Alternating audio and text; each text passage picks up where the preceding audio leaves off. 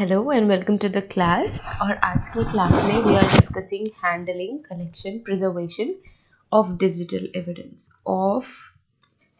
Of digital evidence. तो digital evidence क्या है हमने पढ़ा है, हमने कंप्यूटर फॉरेंसिक्स ऑलरेडी पढ़ ली है।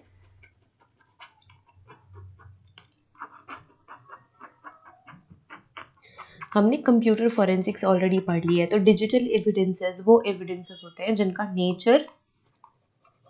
जिनका डिजिटल नेचर होता है, डिजिटल थिंग्स होते हैं, वो डिजिटल ऑब्जेक्ट्स होते हैं। जब वो किसी क्राइम सीन से एसोसिएट हो जाते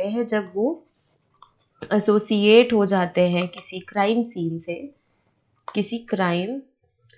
से, तो वो डिजिटल वो साइबर क्राइम हो सकता है, कंप्यूटर क्राइम हो सकता है, और वो कोई भी नॉर्मल क्राइम सीन भी हो सकता है। तो कोई भी ऐसा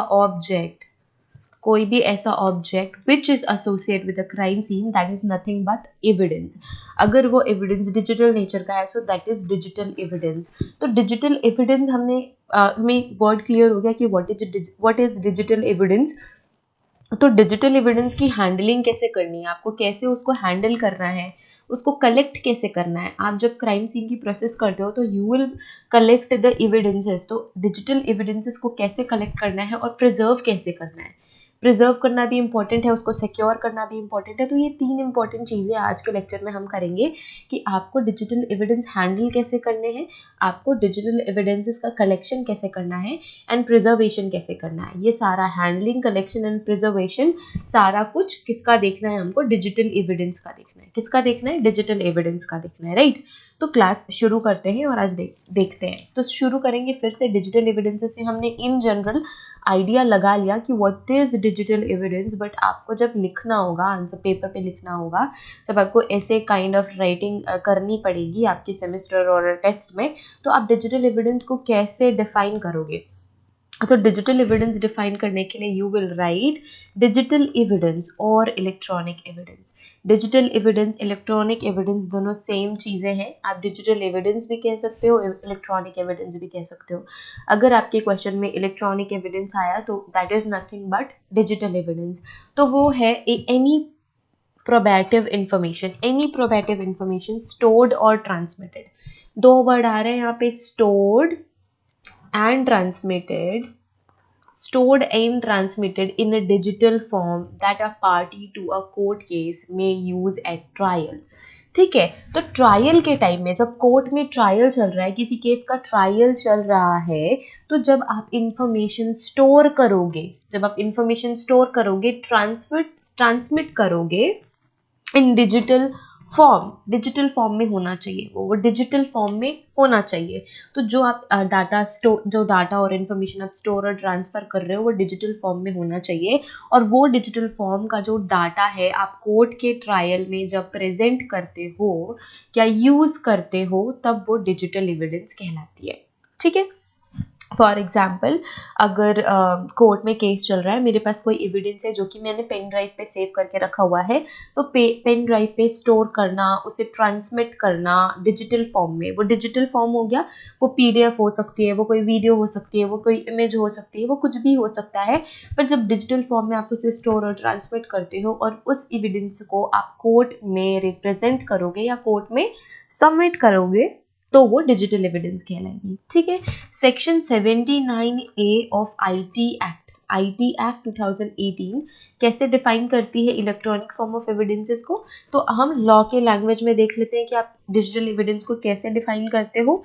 तो evidences as any information of probative value that is either stored and transmitted in electronic form and includes computer evidence, digital audio, digital video, cell phones, digital fax machines। तो ये सारी चीज़ें अगर इंक्लूडेड हैं इलेक्ट्रॉनिक फॉर्म में, तो जो मैंने बोला, कंप्यूटर एविडेंस हो सकते हैं, डिजिटल ऑडियो हो सकती है, वीडियो हो सकती है, पिक्चर्स हो सकते हैं, डिजिटल फैक्स मशीन हो सकती है, सेल फोन हो सकते हैं, कंप्यूटर, लैपटॉप, ये सारी की सारी चीज़ें डिजिटल एविडेंस के अंदर पे कवर होंगी। ठीक है। The main characteristic of digital evidence are, तो डिजिटल एविडेंस के मेन कैरेक्टरिस्टिक क्या है? It is latent as fingerprint and DNA, can transcend national borders with ease and speed, highly fragile and can be easily altered, damaged or destroyed, and also time sensitive. तो जो हमारा digital evidence है वो क्या कर सकता है, वो बॉर्डर्स क्रॉस कर सकता है।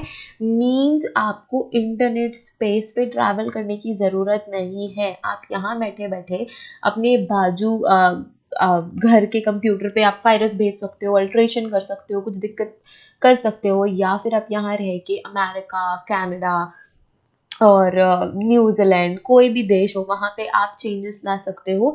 डिजिटल एविडेंसेस की ये खास बात होती है कि वो हाईली फ्रेजाइल होते हैं, ये इंफॉर्मेशन एज सच स्टोर नहीं कर सकते, अल्टरेशन के चांसेस बहुत ज़्यादा होते हैं, डैमेज हो जाने के चांसेस ज़्यादा होते हैं, डिस्ट्रॉय होने के ज़्यादा हो जाते हैं और टाइम सेंसिटिव होते हैं। मीन्स एक टाइम के बाद आप उसे रिकवर नहीं कर सकते, या फिर एक टाइम के बाद डिजिटल एविडेंसेस की वैल्यू फिनिश हो जाती है। For this reason, special precaution should be taken to document।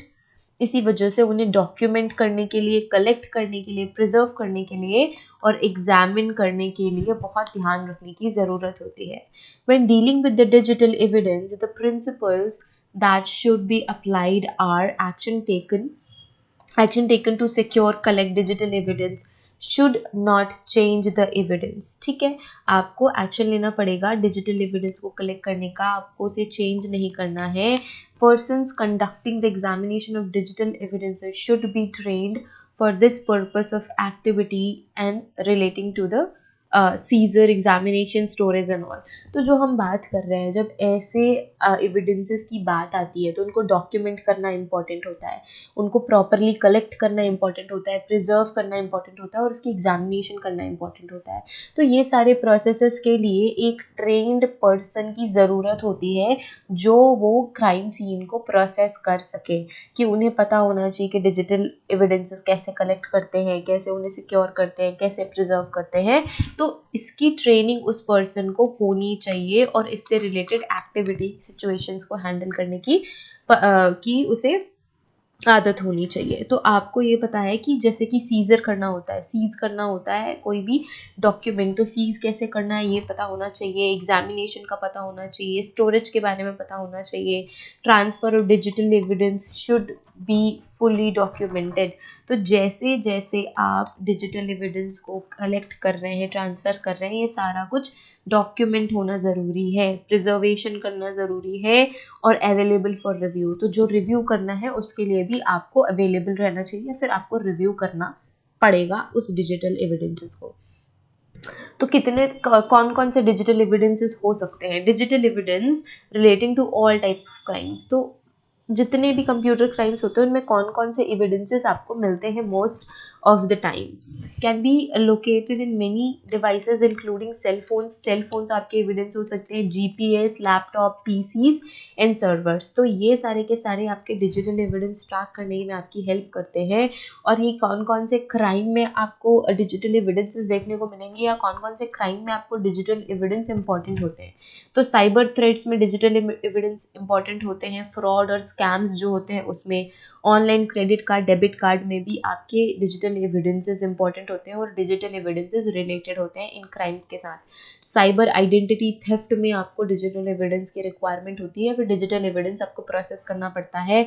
Internet काउंटरफीटिंग products और लेबल्स, तो इनका भी इलीगली प्रोडक्ट और लेबल की जो काउंटरफीटिंग चलती है ऑनलाइन, वो भी आपको उसमें भी आपको डिजिटल जो एविडेंसेस होते हैं वो रिलेट करते हैं। इलेक्ट्रॉनिक फंड्स ट्रांजैक्शन फ्रॉड, ये सारा कुछ इसके अंदर आएगा। साइबर हरासमेंट इसके अंदर आएगी। साइबर थ्रेड और ट्रेड सीक्रेट्स इसके अंदर आ जाएंगे। कंप्यूटर डेस्कटॉप की फॉर्जरी भी इसके अंदर आएगी। साइबर वैलिडिज्म और डिस्ट्रक्शन इसके अंदर आएगा। Electronic counterfeiting, cyber stalking, cyber copyright infringement जो आपके कॉपीराइट को ब्रेक करता है। ऑनलाइन ऑक्शन फ्रॉड, या फिर इससे ही रिलेटेड और भी सारी चीज़ें में इसमें आपको कौन से एविडेंसेस? डिजिटल एविडेंसेस कलेक्ट करने पड़ते हैं और डिजिटल एविडेंस का इन्वॉल्वमेंट इनमें होता है। सोर्स क्या होते हैं डिजिटल एविडेंस के? सोर्स का कौन कौन से होते हैं? फ्लॉपी डिस्क आपका सोर्स है, हार्ड ड्राइव आपका सोर्स है, voice mail, e diary, extended hard disk, CD या डीवीडीज, यूएसबी मेमोरी डिवाइसेस जो आप मेमोरी चिप्स यूज़ करते हो, magnetic tapes, mega tapes means magnetic tapes अगर यूज़ किए जा रहे हैं तो ये सारे के सारे क्या हैं, डिजिटल एविडेंस है। Excuse me. PDAs, digital evidences, smart card, web pages, scanner and printer, fax photocopy machines, digital phone sets, iPods, cell phones, digicams, configuration setting of digital devices, ये सारी भी डिजिटल एविडेंस है। आपका GPS device, digital TV और CCTV, ये सारे के सारे क्या है, आपके डिजिटल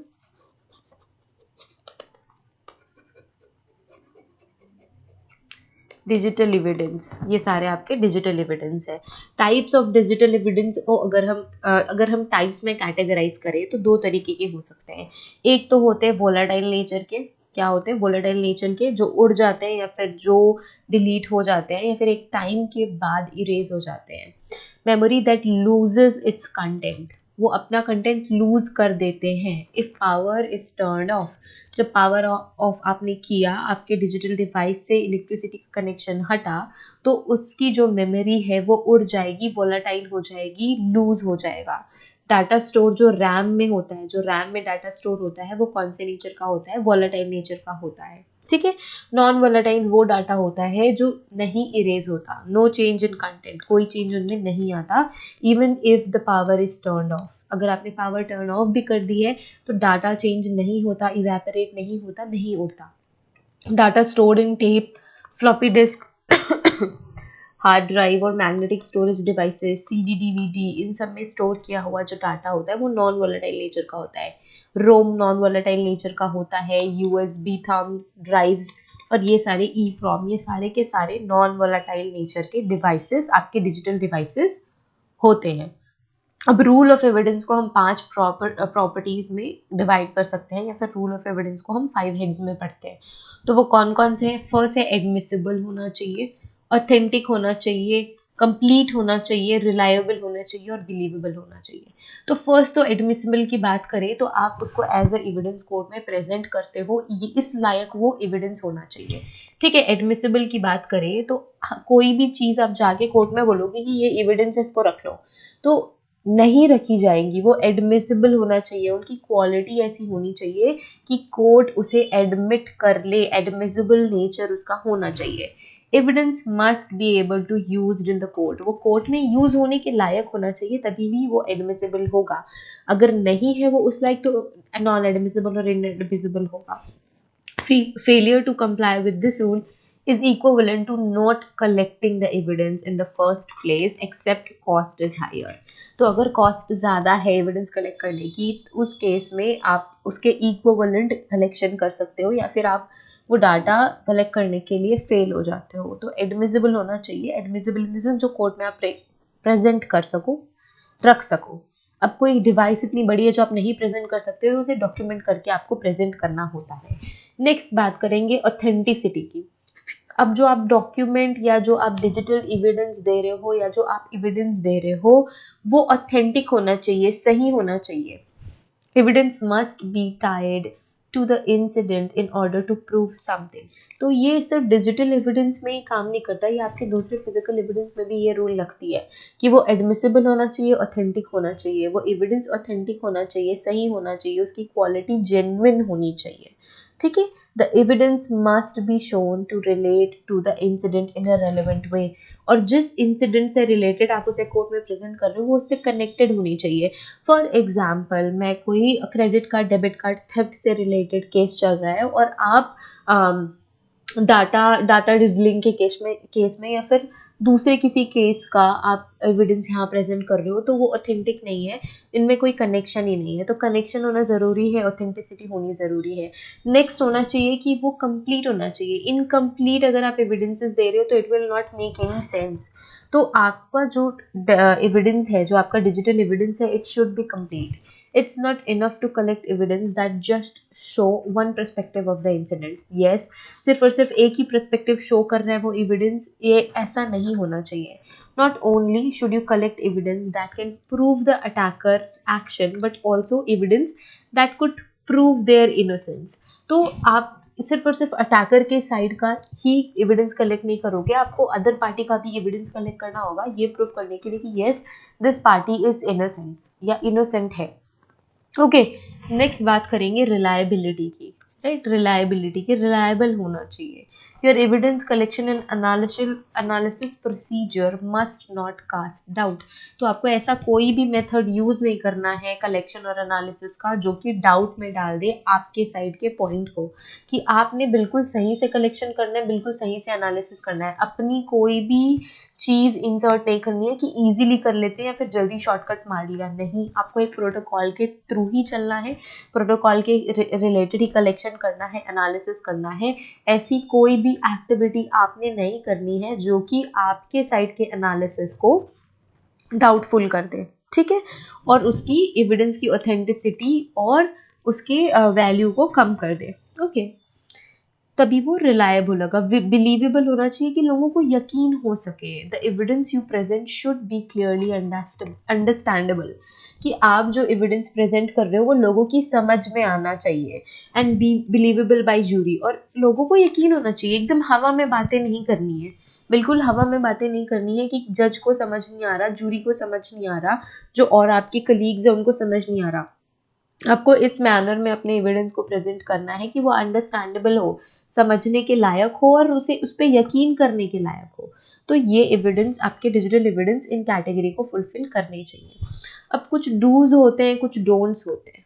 ओके, कुछ डूज होते हैं, कुछ डोंट्स होते हैं। तो डूज में क्या क्या करना है आपको? मिनिमाइज करना है आपको handling corruption of the original data, account for any changes and keep dealing logs of your actions. तो आपको हैंडलिंग और करप्शन को मिनिमाइज करना है, आपको सही से हैंडल करना है। Capture as accurate an image of the system as possible. तो जितना एक्यूरेटली आप कैप्चर कर सकते हैं उतना एक्यूरेटली आपको कैप्चर करना है।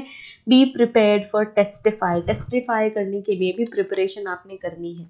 Ensure your actions are repeatable. तो जो आप एक्शन कर रहे हो वो रिपीट कर सकते हो, ऐसे एक्शंस आपने चूज करने हैं और आपको काम जल्दी करना है। डोंट्स में क्या? Don't shut down the system before collecting evidence.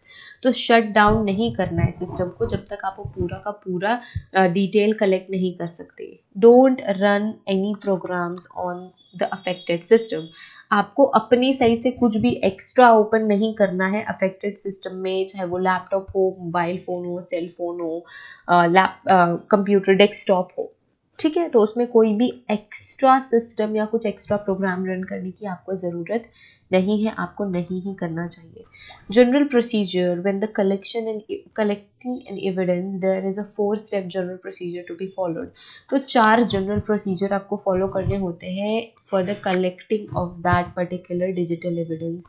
तो फर्स्ट है आइडेंटिफिकेशन ऑफ द एविडेंस। आपको आइडेंटिफाई करना है एविडेंस को। फर्स्ट आपको ये लोकेट करना है, आपको ये पता करना है कि हाँ ये पर्टिकुलर USB ड्राइव या फिर ये जो पेन ड्राइव है इट्स एन एविडेंस, ये एविडेंस है, ये आपको आइडेंटिफाई करना होगा। तो आप पहले आइडेंटिफाई करेंगे एविडेंसेस को। आइडेंटिफाई करने के बाद आपको प्रिजर्वेशन करना है एविडेंस का, उसे प्रिजर्व करना है। प्रिजर्व करने के बाद उस एविडेंस को आपने एनालाइज करना है। एनालाइज करने के बाद प्रेजेंटेशन करना है आपका कोर्ट में प्रेजेंट करना है आपके एविडेंस को। तो यही सारी चीज़ें identification of the evidence, preservation of the evidence, analysis और प्रेजेंटेशन में आप पढ़ेंगे, ठीक है। प्रिजर्वेशन कैसे करना है? The evidence you find must be preserved as close as possible to its original state. Any changes made during this phase must be documented and justified. तो आपको ये बताना पड़ेगा कि आपने ये चेंज क्यों किया, वो जस्टिफाइबल होना चाहिए कि क्यों किया, आपके पास सॉलिड प्रूफ होना चाहिए कि हाँ मैंने ये चेंजेस किए हैं तो क्यों किए हैं। और जब आप चेंज कर रहे हो कुछ तो वो डॉक्यूमेंट होना चाहिए कि आपने इस टाइम में, इस डेट पे, इस सिचुएशन में ये चेंजेस किए थे। तो आपको प्रिजर्वेशन करना है, आइडेंटिफाई करना है, प्रिजर्व करना है, एनालाइज करना है एंड प्रेजेंट करना है कोर्ट में। और कोर्ट में प्रेजेंट करेंगे तो कोई अनपढ़ भी उसको समझना चाहिए, इस तरीके से आपको प्रेजेंट करना है, ठीक है। Records through every step of the procedure. आपको रिकॉर्ड्स बनाने हैं हर स्टेप पे। It is very crucial to record and document everything. This is done and everything that is used. तो जो जो हुआ, जिन भी चीज़ों का यूज़ किया गया, उनको आपने डॉक्यूमेंट करना है। आपको क्या रिकॉर्ड करना है, what to record, who initially reported the suspected incidents। आपको यहाँ से रिकॉर्ड करना है कि किसने रिपोर्ट किया, कब रिपोर्ट किया, किस डेट पे रिपोर्ट किया, सर्कमस्टांसेस कैसे थे सस्पेक्टेड इंसिडेंट के, ये सारा कुछ डॉक्यूमेंट करना है। डिटेल ऑफ इनिशियल असेसमेंट आपको करना है, leading to the formal investigation, फिर फॉर्मल इन्वेस्टिगेशन कैसे शुरू हुई ये भी डॉक्यूमेंट करना है। जितने भी लोगों का इन्वॉल्वमेंट रहा उस क्राइम सीन को प्रोसेस करने में, कंडक्ट करने में, वो एविडेंस, वो सारे पर्सन्स का नाम आपने डॉक्यूमेंट करना है। और क्या करना है, केस नंबर ये आपने करना है, रीजन ऑफ इन्वेस्टिगेशन ये आपने करना है, the list of all computer system included to the investigation along with the complete system specifications, ये सारे आपको डॉक्यूमेंट करने हैं। नेटवर्क डायग्राम आपने बनाना है, application running on the computer system previously listed, तो पहले से उसमें कौन कौन से एप्लीकेशन रन कर रहे थे ये भी आपने रिकॉर्ड करना है। A detail list of step used in collecting and analysing the evidence, आपने कैसे कलेक्ट किया, आपने कैसे एनालाइज किया डिजिटल एविडेंस को, ये भी उसमें होना चाहिए। And an access control list who had access to the collected evidence at what date and time, तो जिस डेट एंड टाइम पे कलेक्टेड एविडेंस को जिसने भी एक्सेस किया है वो भी आप रिकॉर्ड करते हैं।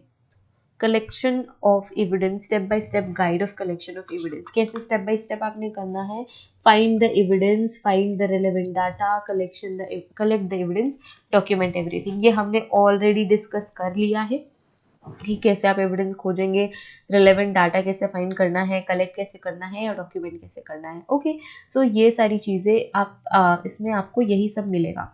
इसके अलावा controlling contamination the chain of custody, chain of custody क्या होती है, जब आप किसी भी क्राइम सीन को प्रोसेस कर रहे हो तो जितने भी लोगों का इन्वॉल्वमेंट उसमें हुआ है हर एक स्टेप पे आप रिकॉर्ड करते हो और मेंटेन करते हो। फॉर एग्जांपल, अगर आज मैंने उस डिजिटल एविडेंस को एनालाइज किया है तो मुझे उस पर सिग्नेचर करना होगा और मुझे ये लिस्ट करना पड़ेगा, डॉक्यूमेंट करना पड़ेगा कि इस दिन पे इतने देर के लिए ये डिजिटल एविडेंस मेरे अंडर था या मेरे पास था और मैंने क्या किया है क्या नहीं किया है, एवरीथिंग। तो शुरुआत से लेके आखिरी तक जितने लोगों के हाथों पे ये डिजिटल एविडेंस जाएगा, जिस तरीके से जाएगा, तो अगर ये डिजिटल एविडेंस मैंने प्रोसेस किया है, अब मैं चाहती हूँ कि आप इसका एनालिसिस करो, तो मैं जब ये आपको हैंड ओवर करूँगी तो मेरा सिग्नेचर रहने वाला है, मैंने कितने टाइम तक उसे अपने पोजीशन में रखा था, मैंने क्या किया क्या नहीं किया, ये सारा कुछ मेंटेन करने की ज़रूरत होती है। तो डिजिटल एविडेंस में भी चेन ऑफ कस्टडी आप मेंटेन करते हैं। फॉरेंसिक एनालिसिस ऑफ बैकअप्स, तो बैकअप्स का फॉरेंसिक एनालिसिस कैसे करते हैं, आपको बैकअप्स बनाने पड़ते हैं।